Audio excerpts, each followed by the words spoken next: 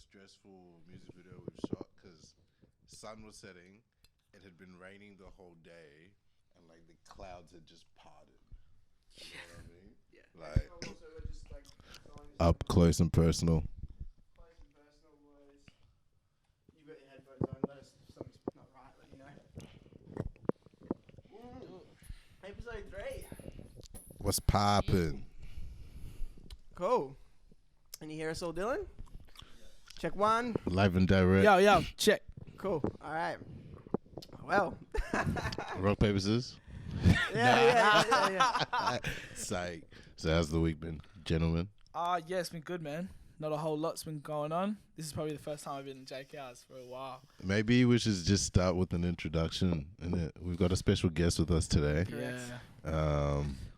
Young man known up? by Marley Jose. Yeah, what's up? Thanks for having me on the spot, man. This is sick. No problem. Thanks for Tell us- being our guest. Yeah. How's things been for you? Yeah, it's been an interesting year. I mean, for everyone, it's been an interesting year, but like, you got to do what you got to do. We've just been making a lot of stuff. The content's been crazy. JK's been working really hard. Oscar's been working really hard. Dylan's been working really hard. The whole team's been working really hard. Reese has been working really hard. That's all we've been doing this year. Fortunately, things are starting to clear up in WA, so hopefully we can start playing more shows. Yeah. Start getting more, getting back to the fans, whatnot. But yeah, I mean, apart from that, physical health is good, mental health is good, spiritually all good. It's crazy times right now, but Facts. you just gotta stay maintaining. But yeah, man, I'm living, I'm breathing. Fam's good. You know how it is. How's everybody else doing? Same, man. Fam's good. I'm breathing. Things are moving along. I'm busier than ever, which is weird. But Yeah, also, what are you busy on? Got him. Can you speak? Got him. on Oh what yeah, you're of course working I with? can. Well, a lot of your stuff. The Let's- Okay, exterminators. while we're here, Yeah, what's a typical week for you? Seeing as you like do this Why full don't time. we start with like a typical day? I think that's Typical easier. day, yeah. So like, or a typical 24 hours, because that's what my day's like. It's not like a 9 to 5 bed. Then Yeah. it's like all over the shop. So let's talk about the last 24 hours. Basically get up, might have like a session for some, like if I've done an EP or a mix. Is there a specific time you get up? Not really, just depending on when the first thing is on the day. day. So yesterday I would have, I think I did like a mix session with somebody, one of my clients. He comes in and we did a bit of revisions, and I'd maybe do a few of those a day and then do some of my own work. And then I might work on music, whether I'm like writing or just touching it up till I could do, like last night was, I think I was calling you at about 4 in the morning. Yeah, he was. Yeah, so 4 in the Damn. morning, probably pass out about then. I sleep in my studio, so my bed pulls out into a studio.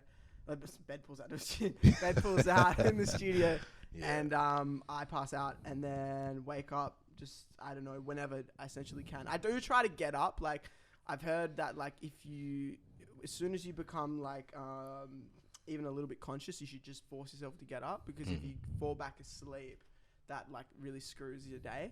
So that could be like anywhere between 9 and 10. I'm not really like, unless I've had a huge one or like alcohol has been involved. Has then been I'll be involved. like, okay, till like sleep till like midday, 1 p.m. Like usually, even if I've had a bad one, a big like a late night, it's no more than like 9 or 10. So today I was working on stuff till 4 in the morning. I was working on some Your Girl First stuff, and then went to bed, and then woke up basically to a phone call from a scheduled meeting I'd had with Marley's booking agent. I was like, hello, jumped out of bed on the phone call. So yeah, typically it's usually just sessions, and then if I'm not in sessions, then I'm in meetings with people about certain stuff, and I get a little bit of time off here and there, but It's round the clock, man. yeah, it's like we spoke about this in the first episode. It's a lifestyle, really. Like it's this. I live and breathe it, as much as I can, Do you find it hard, like going a day without touching music? No, I think I need it. I think I need to do it more. Like, I think I should force myself to do that more. It's just really hard because I'm so passionate about it. And there's always things to do and always people hitting me up for stuff. I think he worries about me sometimes, which I notice. And I like that. But I don't know. Like, there's a lot of people relying on me to do things. And it's not that I and like there's a pressure there, but it's not. I don't feel like I'm not matched up for that. You know, I think that's what I'm here to do. So He works very hard. It's pretty crazy. It's evident, bro. yeah, that's the main thing I want people to know. Like if there's, you know, I guess at the end you can say I don't care what people think, and everybody says that, and I guess for the most part that's how I want to live. But you know, there is that element of you want people to perceive you a certain way. If there's one thing I want people to know is that I just have a really good work ethic. Like if we're gonna work, like I'm gonna push you to your limits.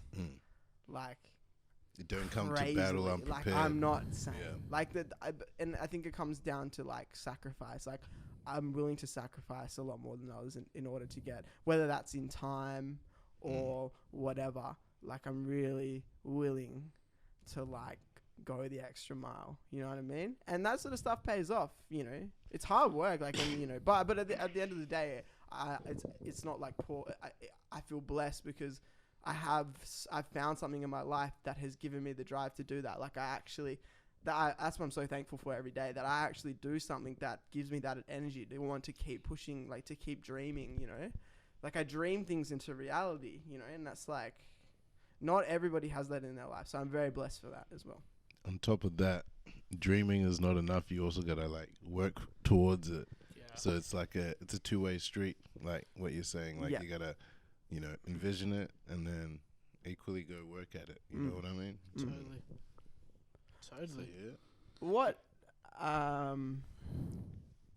What excites you most about? I mean, Ash and I are a little bit older than you, so our perspectives of this industry is different. Yeah. Are quite different. So wait, what excites you about the industry, and what have you now found out? Some of the things that you're like, actually, maybe not so much. I don't. That's a good question, man. Something that excites me is like just the stuff that gets done and like before the release or before releases, like things when like you get certain opportunities and certain things come your way, and we get, you know, for example, we get certain articles or we have certain meetings, or, you know, someone shows interest. Like a lot of that stuff happens. That, I mean, obviously excites any artist. In terms of like the process, I really just enjoy making the music, man. I mean, I spend a lot of time plotting and like, you know, like try to navigate my way through what's like gonna happen, you know, a lot before we do stuff. But in terms of like what I don't like and what I do like, I think I'm still trying to learn that, you know. And you will be for a long time. Yeah. Like, well, something that I don't like is I'm still learning. I'm learning. I had this conversation with this morning. I was like, I'm waiting and like pushbacks and setbacks. Let's touch on this conversation. Pushbacks and setbacks. I hate being called and being like, "Hey man, should look, I explain there's a really cool opportunity." Bear with me for 2 seconds. I need to double check we're rolling. Let's push this single back, and or like let's push this back. You know what I mean? Like by a month, and I'm it's like, rolling. Oh, what the Yeah. I just have to make sure like to miss. Yeah. Yeah. Okay. So this is a specific situation, and this has happened a few times. This has happened every time this year. This has happened every time this year. We haven't had one release where we stuck to a date. Okay. So essentially, I'm put the wine down, guys. Like, essentially, we plan to put out singles at a certain day, but a lot of things have to line up for that to happen, and certain opportunities may come which may alter, you know, when we put the single out. So when we did, I think it was This Could Be You, we had a date set to put it out, but then we had the opportunity to sign with a better distributor. And for people that don't know what a distributor is, that's like if you're out there an independent artist today, you're probably uploading your music to DistroKid or TuneCore or one of those widely available services. There's a label / distributor called Believe, who they're a bit more selective with who they distribute, and you end up signing sort of a contract with them. But they'll do a bit more sort of groundwork for you in terms of playlisting, and I think you guys did a similar thing with United Masters, right? Because we start off we were with DistroKid with the Gully Seasons release, and then the guys at Orchard hit us up. Yeah, Orchard's the other big one. And we released 9 Grand show through Orchard, and then United Masters has hit us up, and then we did Bandsdemic, with United Master. So Yeah. our issues, we haven't actually given one distributor a chance to really like Yeah. back to back Oh, it, well, you know, because like they've just offered and like given better prospects as they've heard the music. And I think it's we business might. at the end of the It day. is. It's definitely business. So anyway, back to the story. So we were about to drop this could be So you. Believe, is that local? Where's No, Believe? they're over east, I believe, okay. but they're like they're actually based out of London, I believe. Don't quote me on that. No pun intended. I'm gonna ignore your dad jokes. Anyway, so basically we were ready to drop this song, and then I got a call from Reese, who's Marley's other manager, and he's like, "Man, I've just kind of hooked up this thing with this other distributor, and they'd like a little bit more time." So we both know like we're gonna have to tell the kid that the song's not coming out in 2 weeks; it's coming out in 4 weeks or whatever like that, and you know. He at first is like, wow, you know, he doesn't like it because he likes the feeling of putting music out. And, you know, as an artist, I get it. I totally get it. It's exciting. You got people in your DMs asking them where new music is. The consumers are junkies. No, they are, bro. We love you guys, but you're freaking junkies, honestly. Like, the amount of times you're just in the DMs and stuff. And so I get it because, like, I'm not an artist, but I've seen things from an artist's perspective. So I get it. But it's always good to, if there's an opportunity and you can have that patience, the patience will pay off. You know what I mean? And so the one with this latest release is can we talk about this? When will this be out? We still have episode 2 to put out. Should we do it? You're the manager. Well, I guess we can just choose when we put this out. Yeah. I guess today was we had plans to put out this single Ladybird. For today. No, not today. Sorry. In like 2 weeks. In a few weeks. However, I just got off the phone with the booking agent, and I was like, "Well, WA is cool. We really want to do a show." And she was like, "Yep, cool. It would be a good idea to do that around a single release." And so I go, so that means we're gonna have to tell Marley that the song's gonna be pushed back again. And it's like. The thing is, comes in today, and the first thing he says to me is, "I need to grow up, man. I need to grow up." And it's like, I feel so bad. And it's like, because he knows deep down, it's not like I'm trying to sabotage his career or anything. I'm just trying to make the best choices. I'm just very trigger happy. He's trigger happy. He wants to put stuff out. It feels good, but the patience and the calculations. I mean, it's a two-way street, though. If you know, I've been in situations and in projects where we've waited too long. It's been like, you know, and it's usually the labels that will do this to you, like, "Oh, no, just wait, because, like, this person's going to mix it, or this thing's going to..." And when it starts to get around that, like, 6-month mark or something, you know, like, I've been there, so I would never do that to him, but it's like, what's a couple of weeks to you know, to really get some more traction. So we're going to announce that we're going to do a single launch with Nation, I guess you guys. So... Exclusive. Wow. Exclusive. Yeah. Exclusive. So yeah. No. It's gonna happen. That's awesome. That's like, irregardless, I haven't even spoken to the guys about it, but Yeah, it's I know. something. Well, it's something with, like, I'm sure the guys listening are gonna enjoy this. Like, it's something that we've discussed in the past about. We want to get into the live music scene and get a lot of locals involved, etc. And then as soon as you guys, even just off camera, just before said it, I was like, hell yeah, like, it lines up well. Your sound and what we do. Yeah, like, it fits, bro. Like, yeah, and the guys are going to be ecstatic because it works. We're really about, like, investing in the city and, like, you being someone representing for the city and for the culture and for the sound as well. It's like, it's a no-brainer. 100%, yeah. So that's a big thing with artists, is like the patience and that sort of stuff. But, you know, doing things properly and having some calculation, and that's why, again, referring to previous episodes, having that team behind you is so important. You know. Yeah, 100%. I'm very blessed to be where I am, and the people that are surrounding me right now. You know, could have easily went in a lot of different directions, but I guess everything fell into place for, like. But I guess, you know, the process of having this team didn't start like last year. Because I was gonna ask before you get into that, like, that's the crazy thing, man. Like, I had a conversation with my dad. Like, my dad's actually had to remind me a few times, like, you know, like the process that to get Reese and Jack as your manager, like, it didn't start last year, like when you guys were making mistakes to show love and run it. Like this literally started when you met Ziggy, and and Ziggy introduced you to Jack, and then through Jack and Ziggy, I got introduced to Nelson and Reese from Power Negro, and people now know my name's Jack after that Instagram video. Yeah, got him, yeah. Jack, whatever. But no one would have caught that if you didn't. Everyone calls you Jake out. But it's crazy how destiny works, man. Like the universe works in mysterious ways. So, like in terms of today, I had to look at it from a different perspective.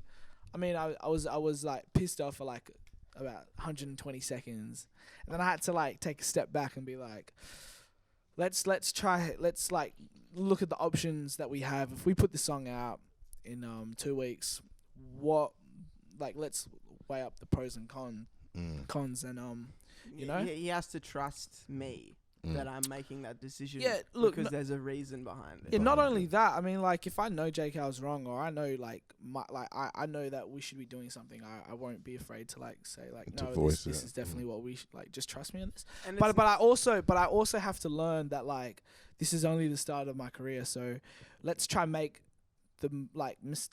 take risks and make mistakes when we actually have room to, where we don't have any stakes at all. And I've never actually said to Marley, no, this is what we're doing.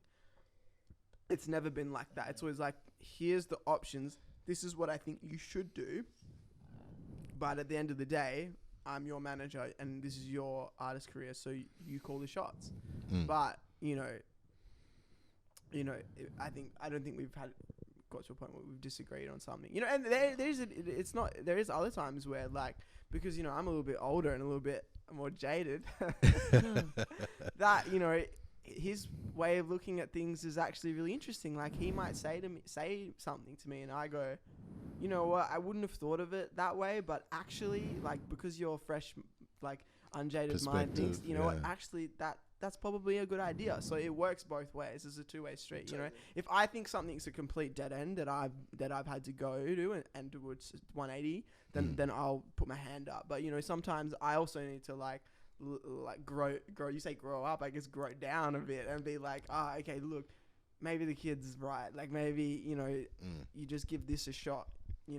So I think having a good relationship with your manager in terms of it's open. It's not like the manager's controlling you or vice versa. The artist it needs to be a really good relationship. It's a hard thing to find a good manager. Like it's something you really need to spend time on. Yeah, totally. It's like having a relationship. I think management is out of all of it, and I do a lot of it, is the hardest job.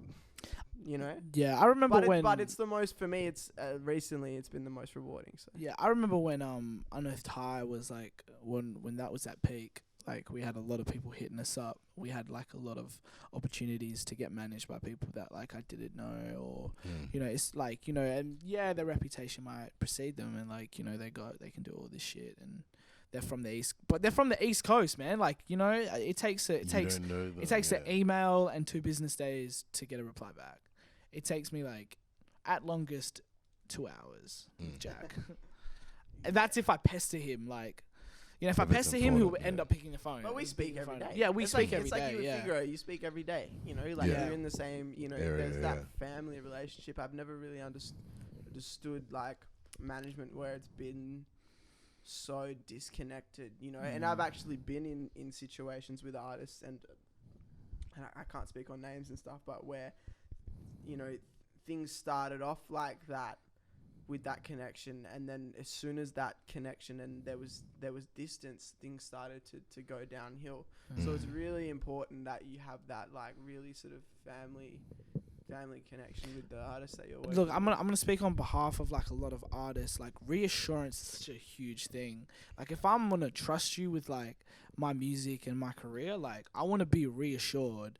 And it's like sometimes it's those small questions, like all those phone calls where you can like just get a little bit more clarifications and reassurance on like what actually is going on, where you feel comfortable. You know what I mean? Like, and I can do that. Like, I have the ability to do that, and I also have the ability to kick back and like forget And about focus on the art. Yeah, and focus on the art, but like kick back and just focus on having fun. Like, you know what I mean? Like, I have that opportunity, which is good. And you know, through JCal, like I've grown like a connection, or like I've had like progressed in better relationships with other people, like Tommy and all that crew. You know what I mean? And through JCal messing with me and Oscar, you know, he's been brought into like the Freo scene more, and he comes out more, and he doesn't stay in his house so much. Which is good, bro. It's like, it's good balance. Tell me I'm wrong though. No, yeah, you're not wrong. You're not wrong. Like what I wanted to ask is, if you're fairly young, like what made you like attached to music? Because just for the people that might not know, because there's a lot of people that I know that hit me up this week after we dropped the first one that were like, whoa, this is so like insightful. Like people want to hear a bit more backstory so that they can understand the discussion more. So like, give us a bit of insight as to like, man, your journey. I think I've had to like really analyze that question like a lot, because that's not the first question I've had, especially with all that unearthed shit. Like I got that question all the time because soccer was at peak for me then. At that point in time. Tell them. Because I remember. Yeah, like I played like pretty high level. I was in the Perth Glory Academy. If I worked hard and like I really stuck to it, I probably could have done a lot of cool things. And I did do like a lot of cool things. And you know, Perth Glory taught me a lot. Playing football taught me a lot that a lot of artists won't learn until they're further in their career. Like, you know, like discipline, you know, taking criticism, working hard, understanding that like nothing comes like overnight. It takes dedication and time. And that, you know, like you have to work on your weaknesses a lot. You know, you always got to make sure that you're learning. That's huge. And you know, if I you know, was blessed to have the ability to transfer all of that into like making music. And in terms of like why I was so attracted to music, I mean, music was always such a huge thing in my life. I like without knowing, like subconsciously. I mean, like mum and dad always play music in the house. Yeah. All of my relatives, like my uncles and my aunties, are fairly young. My parents had me very young as well, so they were probably like they were still teenagers when they had me. So all of my uncles and aunties like 10 years older than me. So growing up, you know, they were still teenagers, and music was always blasting. And that was like early 2000s. You know, like hip hop is starting to peak, R&B is starting to peak. So that was always there, and you know, my dad's a heavy hip hop head, super heavy in hip hop. Taught me a lot of cool things, man. He let me read. I think it was like a really turning point in terms of like the way I looked at hip hop. He let me read. Well, he didn't let me read it. He bought it, and I ended up reading like Karis One's book. Like he wrote a huge book on the philosophy of hip hop. And I really got to like, you know, get a better insight. You know, like when I was younger, I wasn't listening to like a lot of like mainstream stuff. I was listening to like Karis One, Mos Def, Tribe Called Quest, like Common. My mum was a huge Guru fan and Erykah Badu fan, but it was also like heavily surrounded in reggae, like African music as well. And you know, just like music was just so surrounded. Like, and even when I look at it, like in terms of playing football, like in terms of games and stuff, like I couldn't function like before training or like before a game if I didn't have like my own like section where I could just block off and just listen to my music. So I mean, but like I think everything took a turn when I started writing poetry in like around year 8. Okay. Yeah. And what had happened was I got like nominated for like a prestigious award in Australia for poetry. Then I ended up winning like an Australian like poem contest of the year. Congrats. So that was really cool. Thanks, man. Yeah, it was good. And then I guess I ended up transferring all of the poetry into like making music. Nice. And before I knew it, like poems started becoming like songs and stuff like that, and gained more confidence over time. Yeah, cheers. Yeah. Salute. Let's do that. Hey, salute. But yeah, I mean, like I'm pretty happy with the way things went. I mean, I've left the football world, but that doesn't mean like I've lost left. love. Yeah, lost love. I love that stuff, and you know, I've let me. Sorry to cut you off. That's alright. But that's what we need to reiterate. It's like Sacrifice. you can't do sacrifice. Yeah, you can't do everything. You can't do and everything. that's exactly what I life. found And out, like, man. You know, if you wanted to go down that route of, you know, maybe playing for Real Madrid or going into the Premier League or whatever, you would have had to make that your lifestyle. That's real dedication. That if you want to be a Navy SEAL, that's dedication, you know. Totally. These people who are, you know, like, and I don't mean any disrespect to these people, and everybody's got their own path and their own journey, finding their way.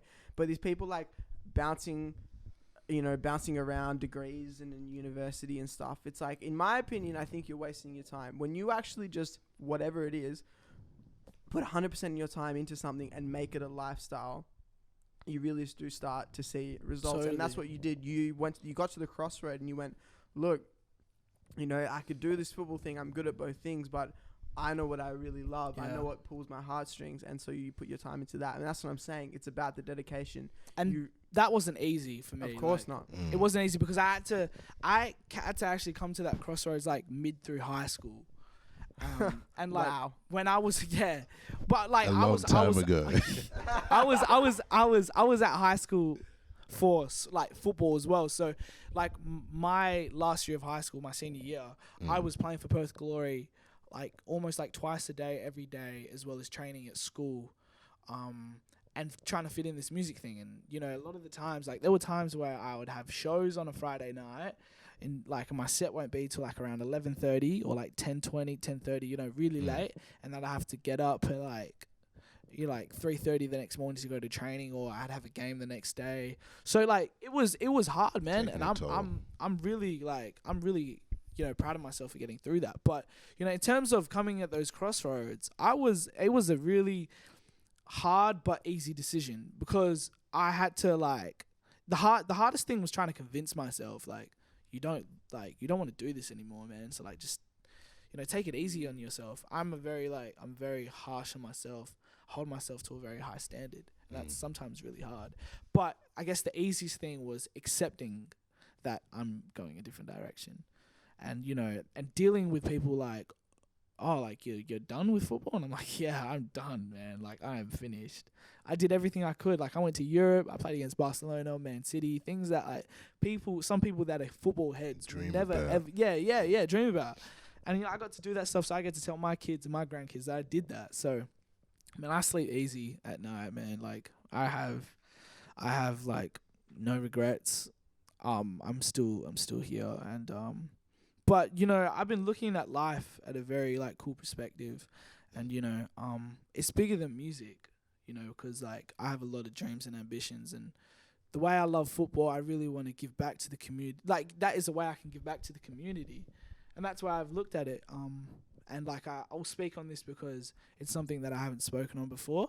And I haven't told Jake how, but I have, like, this ambition of running a foundation where I get you know, like secondhand gear or secondhand boots, like stuff that people don't want to use, and give that to third world countries for kids that don't have the opportunity to have access to that type of stuff. And that's something that I really want to like build on.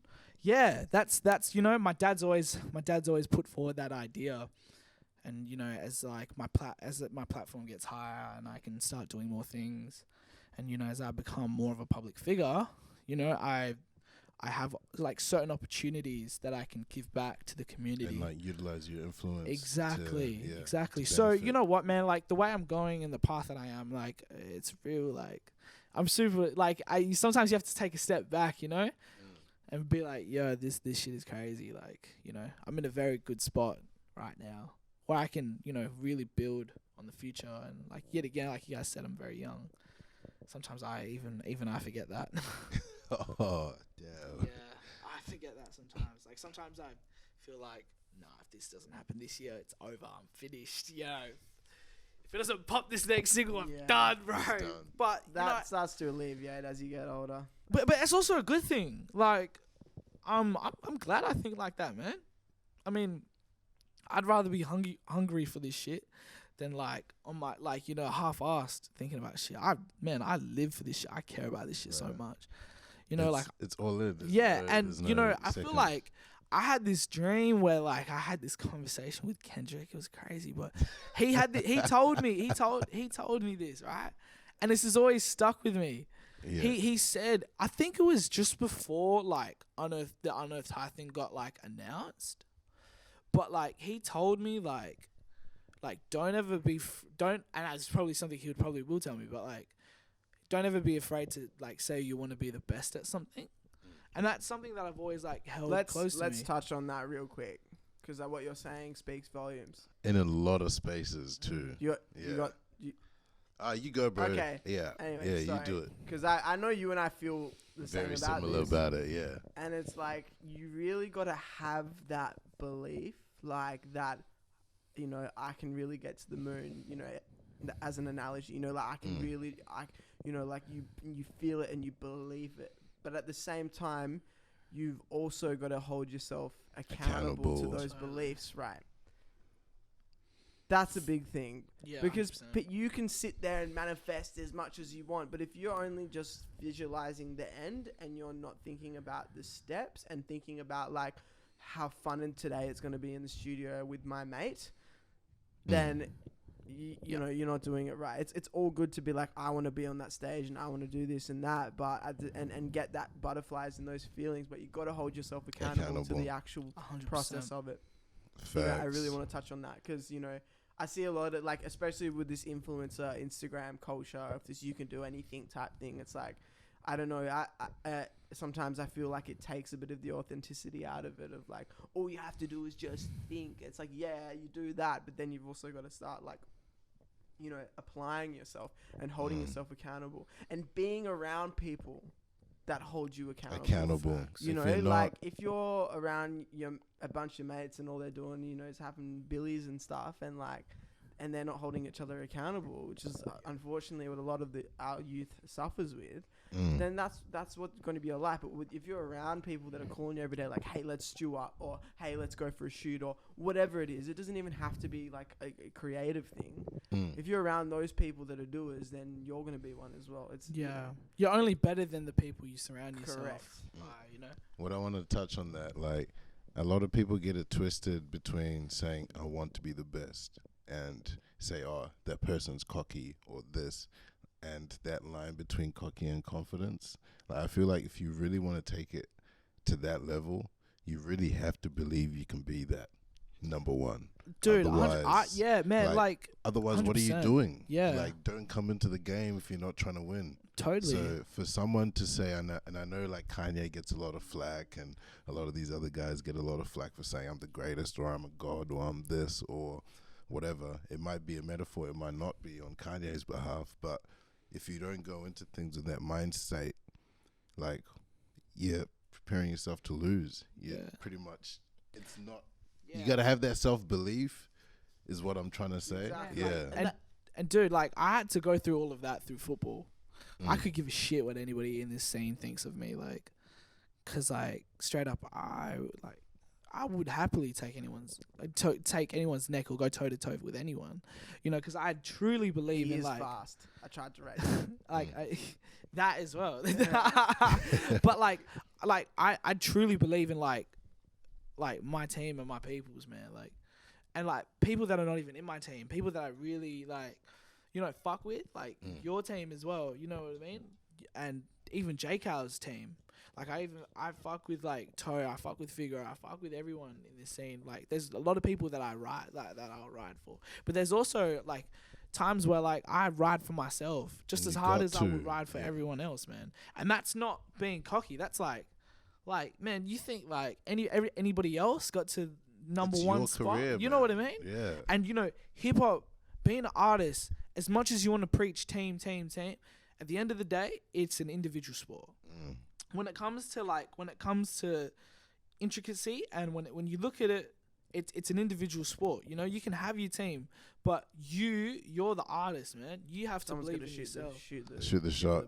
Yeah, 100%. Like Yeah, when the song does well, it's the artist that gets the praise. When the song 100%. goes bad, it's like, the artist did trash. Yeah. Like, but like you said, it's a team thing. But Yeah. you are the forefront of the team, so you take the arrows and you take the praise. Yeah. So if you're not willing to do that, like, don't get in it. Yeah, that's why. That's probably one of the best points. Of Yeah, this whole 100%, interview. man. Yeah. Like, but you know, I had to learn that through high school. Like, I remember, like, being hell young and being, like, always wondering why, like, people would always have, like, certain views Just so on that me. the people know, how old are you? I turned 18 this year. So when you were young, And, continue. like, I always used to get labeled this and this and that because of, like, but, like, also just being in high school, just, like, my flamboyancy or, like, just wanting to be myself. Sometimes it's, like, you feel like it's a crime to be yourself.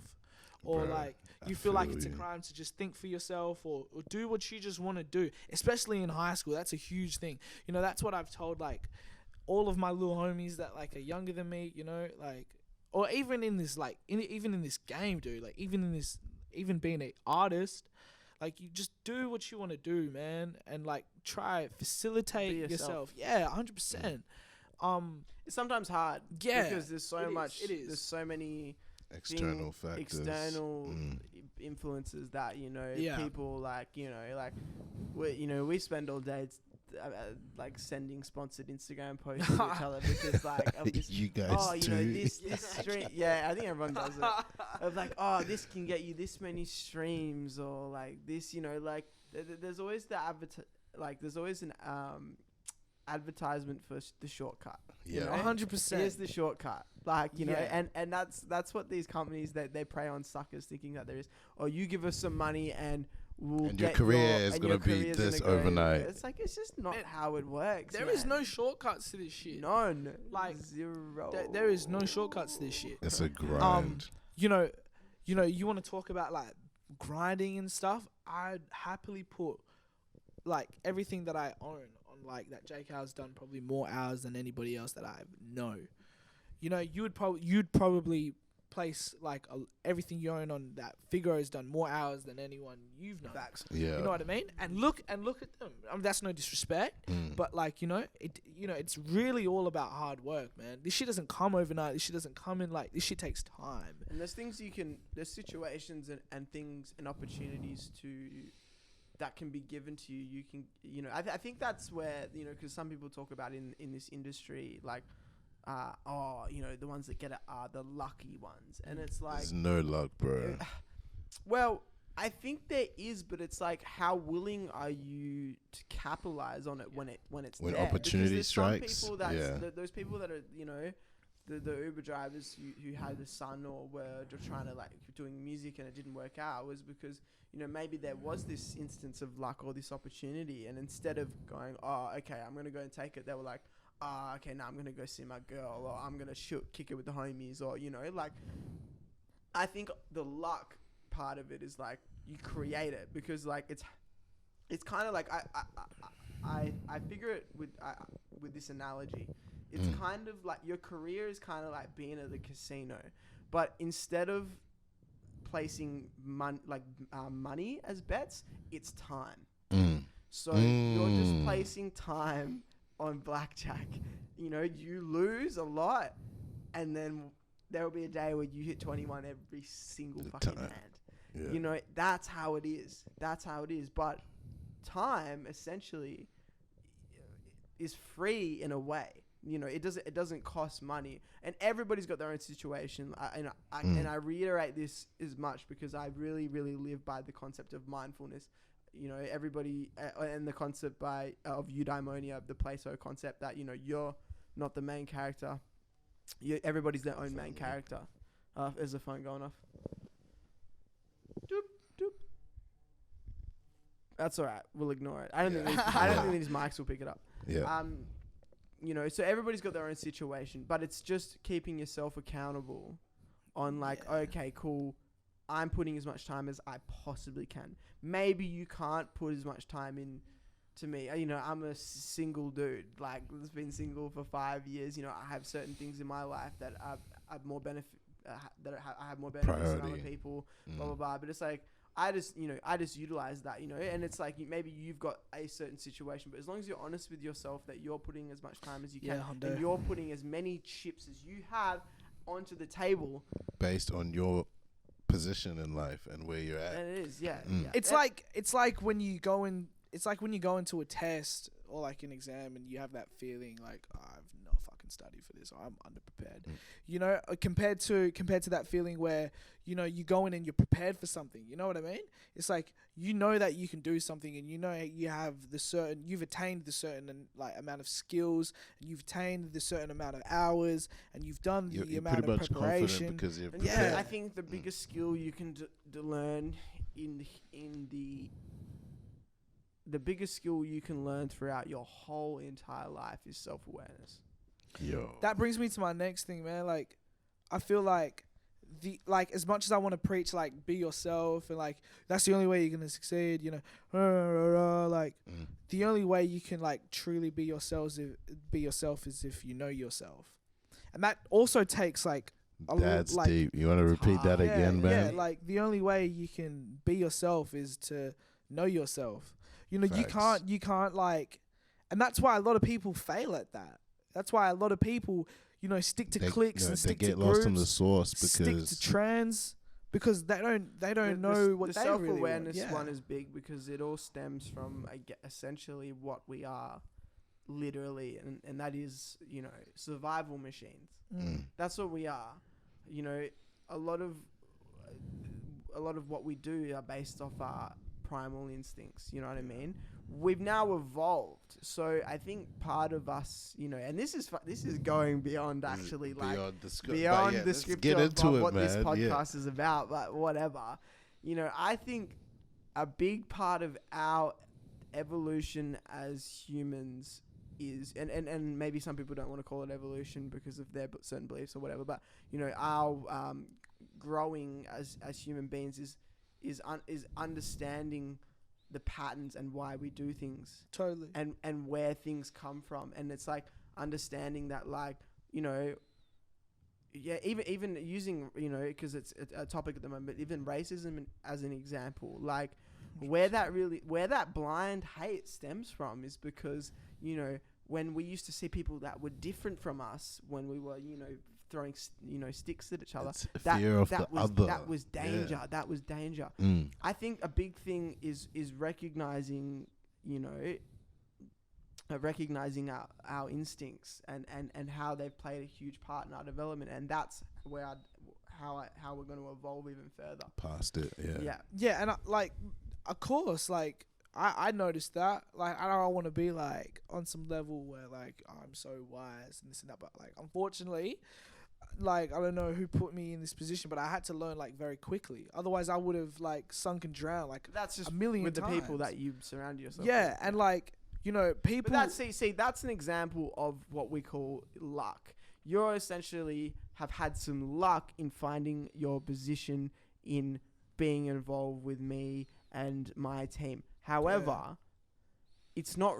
I guess it's luck. But if you weren't deservative, is that a word, of it? If you hadn't put in the time prior to get and if I didn't like you and I didn't see potential in you, then you wouldn't be around. Yeah, totally. So you've created your own luck. You put the chip at the table. Your Ziggy came to you and went, "Hey, let's go to my producer's house." You didn't go.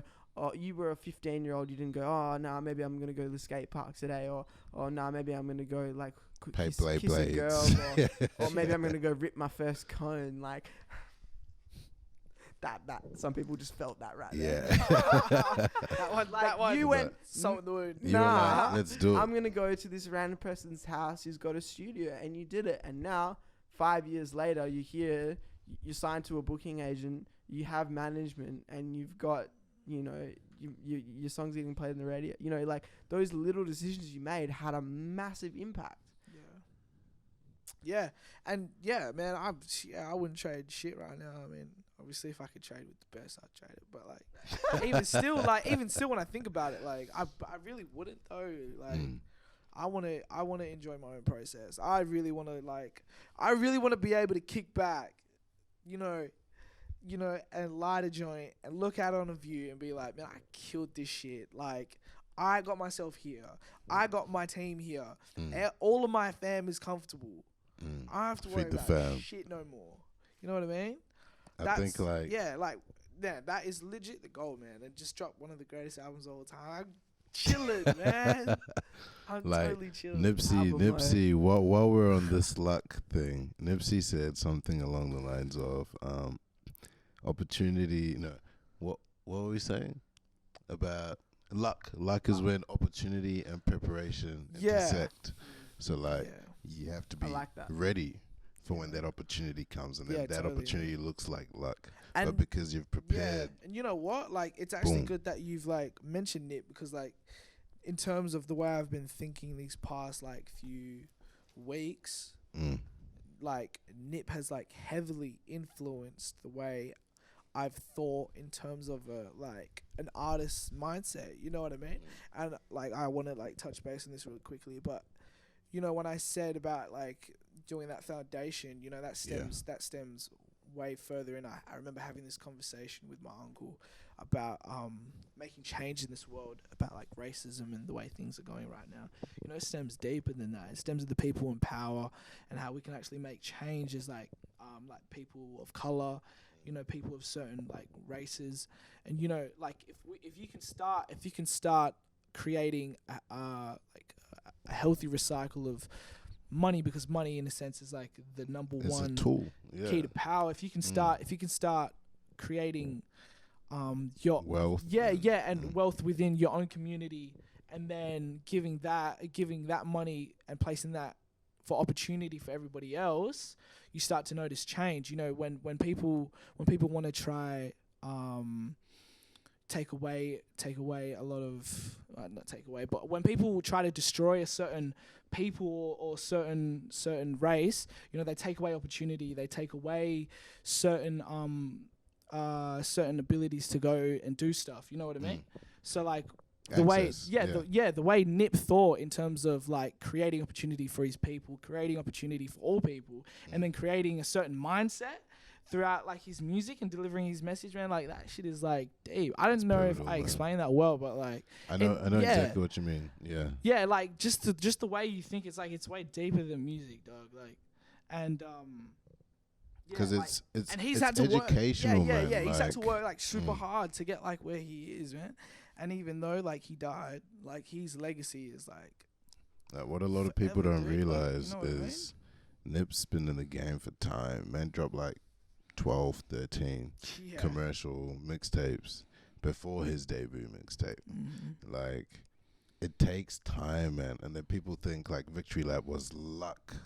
You know what I mean? Going back to that point we were trying to make, and it's like he's been preparing for this opportunity for to present itself, and he hit. And like obviously there's always the manifestation of that, the goals of the accolades and the success, but the reason all these people do it, and the reason they're so good at it, is because they do it because they actually just love the process. They love just doing it. You know, I'm in here every day doing it, not because I'm thinking like, oh, when this single comes out, I'm going to get a few DMs being like, nice job. That's not why I do it. It's do it because I actually love the process. I love being like, oh, Marley, you know, why don't we try setting the pool technique, boosting at 16K instead of 12, like, you know, like some nerd talk shit there, but like, you know, like I love that shit, like, you know, like, and I love speaking to Jess today, the booking agent, about strategy. Like, I live and breathe this industry, and I live and breathe every part of it. Yeah. You know what I mean? I just, and that's, I think that's when you really do get success. And it's like, going back to that analogy of the casino, it's like, it's an addictive place. You keep placing time, but you're not wasting away your fortune. You're just putting time there, and if it's like, it's an investment, sitting at bro. a table that's like a table that's got, that's progressive, I guess, then you're gonna win either way.